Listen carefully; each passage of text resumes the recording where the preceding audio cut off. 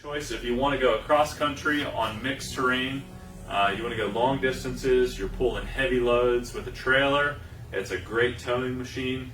Also, it's exceptional for hill climbing. It's our most torque dense machine, so it's got the best hill climbing power, best towing performance. So if you're looking to pick a machine that kind of can do a little bit of everything, the Nomad is a great choice for that. So the torque versus speed, it's kind of a direct trade-off with our machines. This one sits in the middle, so the Alpha is going to have the most speed and the least low-end torque, and the Nomad's going to have kind of the best of both worlds with torque and speed at 35 miles an hour instead of the 45 of the Alpha. And then the Horizon is 25 miles an hour with more torque, and the Coyote also is at 25 miles an hour with a little more torque.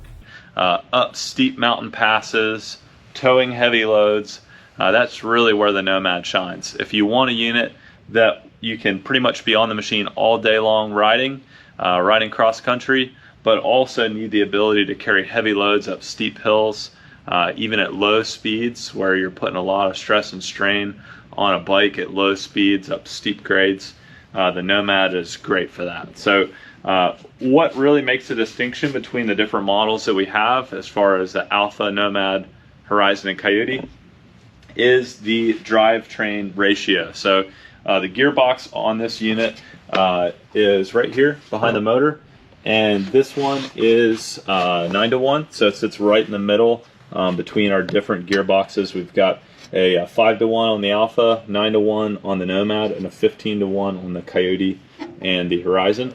So this one again sits squarely in the middle. It's a nice balanced machine, 35 miles per hour. On all of our mid-drive Nomads, this is a mid-drive system, so it has our motor upgrade. It doesn't have the standard hub motor. This unit now will put out 4,000 watts of power. Previous generation topped out at 3,000 watts. So you got even more power output on these.